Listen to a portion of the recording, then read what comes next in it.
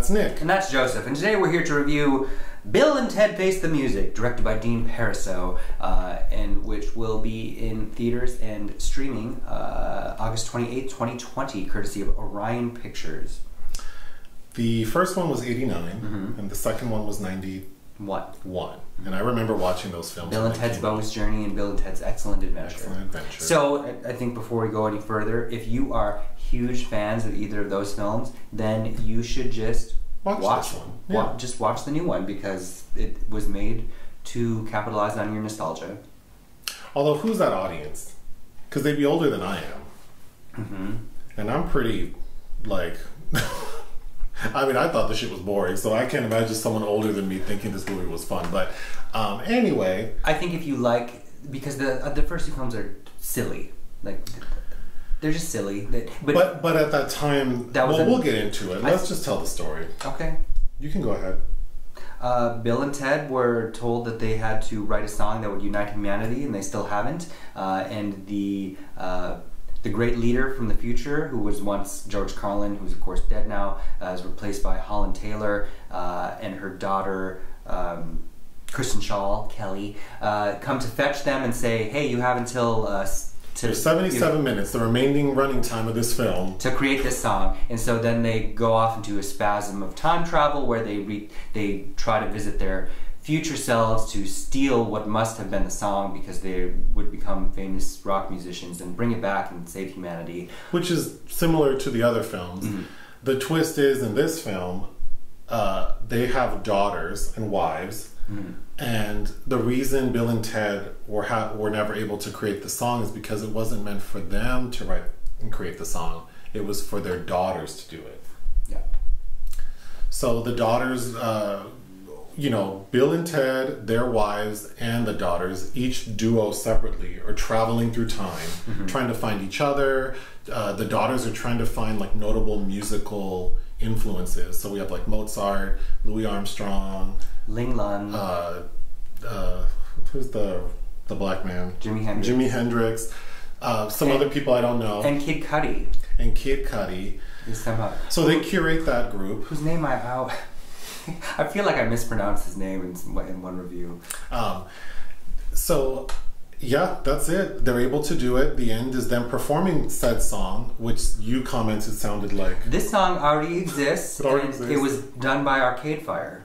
And it sounds just like so many songs. This is the instrumental version of an Arcade Fire. Yeah, there are no lyrics, and then I guess the uniting of humanity looks like a light show, or that's how they demonstrate. Because the problem, because they haven't created their song yet, is time is folding in on itself, because famous historical figures, including Jesus, are being like ripped out of their own time and like plopped here and there, and it's causing, of course, chaos. So what did I like about this film? You know, Keanu Reeves and his... Alex Winter is Bill. You know, they're likable characters. I think they look good. Well, that hair Keanu is... It's problematic, but they look cute. Also, some of the... Because Bill and Ted travel in time to find themselves in order to get this information. And there are a couple of iterations that I thought worked, like when they visit themselves pretending to be like rock stars, and they've like broken into Dave Grohl's home, and they have like British accents. And are very kind of fey and the one looks like Carol. I thought Carol Kane mixed with Jane Krakowski. Then they also find themselves in prison somewhere, and they are jacked, like super ripped. I thought that was funny. But overall, I thought the comedy was missing. Most of my notes in here are just like missed opportunities. The film starts with them at a wedding. The wedding of their... Oh yeah. Somebody that was married to both their mothers. Their fathers. It's really complicated, because someone who was married to like several people in the family is marrying another family member, and Bill and Ted perform a song that's garbage. That scene should have been so much more funny. That was my very first note, like, this is weird. Then they go off to couples therapy, but because Bill and Ted are inseparable, they think couples therapy means like, oh, the two couples go to therapy wives, together. The princesses, yes. And the therapist is played by Gillian Bell, who's normally very funny. Is it Gillian? She's normally very funny. Yes. But even that, I wrote, was like, this was a missed opportunity for humor. No, it's with a J, Jillian Bell. Then we're introduced to the daughters, who are played by Samara Weaving, who's the niece of Hugo Weaving, of course, from the Matrix films alongside. Of course. Yes. And then Brigette Lundy-Paine, who is a non-binary actor, is Billie. So, what's that person's name? Brigette Lundy-Paine. So, Brigette, that actor does a very good job emulating their dad. Yes, they do a great Keanu Reeves impression as Ted. Yeah, so that was amusing. But overall, the two daughters, they're just like acting like their dad.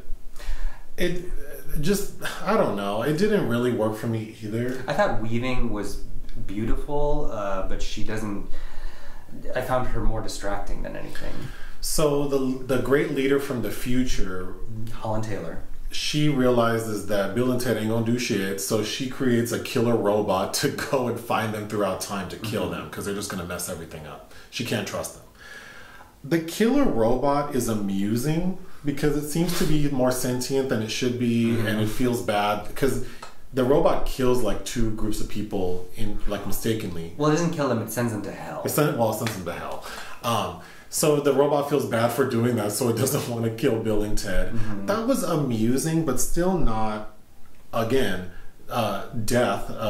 William Sadler, who was in the previous iterations. I just, does some things that I like were supposed to be funny, but just really missed the mark. Well, that version of death is, I think, always meant to be poking fun at Bergman's Seventh Seal in his personification of death. I like Kristen Shaw. I think is funny in almost everything I see her in. She's definitely the funniest bit in this movie, but I think this movie, it looks like and it feels like they just didn't have the resources to do all they needed to do. The script was written. They probably didn't have the time or the money to pay a comedian to punch it up. It was written by the same screenwriters, Chris Matheson and Ed Solomon. And even like Steven... They needed help. And even Steven Soderbergh is one of the executive producers. And Dean Parisot, will always have a special place in my heart for Galaxy Quest. But this is kind of along the lines, he did Red 2, Retired Extremely Dangerous 2, which I also thought felt like a terrible sequel to a kind of amusing first film. It just needed to be punched up somewhere, I think, but they're also depending on there's a built-in audience for Bill and Ted. Okay, that's my next thought. Like, for my age and remembering the movies, I remember wanting to see them because the way they talked sounded fun. Like watching the commercials for the movies back then, that was something fresh and different. Also, the two lead characters were attractive. So, they were young and cute, so I think when you put it all together, it's an appealing thing. But to revisit it, 20-some years later, it just feels really flat to me. I thought once the movie was done that this could have been an SNL skit.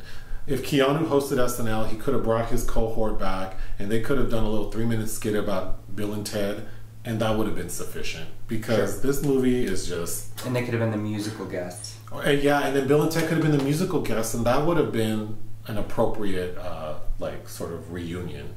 But if you stay through the end credits, there is an extra scene. Them as old men performing a song from one of the previous movies, which also felt like not worth waiting through the credits. You can fast forward to it, I guess, but not waiting through it. But I think what's going to gauge your interest in this is how much you like Bill and Ted, because I feel like that's going to be impervious to criticism because the first two films are anyway. Yeah, but the components of the first two films that made them cool aren't present today. Sure. So I just don't know who's going to love this movie. I can see people really liking seeing the two leads back together, and they are cute together. Sure. But that's it, like moderately amusing. Yeah, I think that's the key there. It's just a moderately amusing film. For my taste, I would give this film 2 out of 5 stars. I agree, 2 out of 5. Anything else? No. All right, bye. Bye.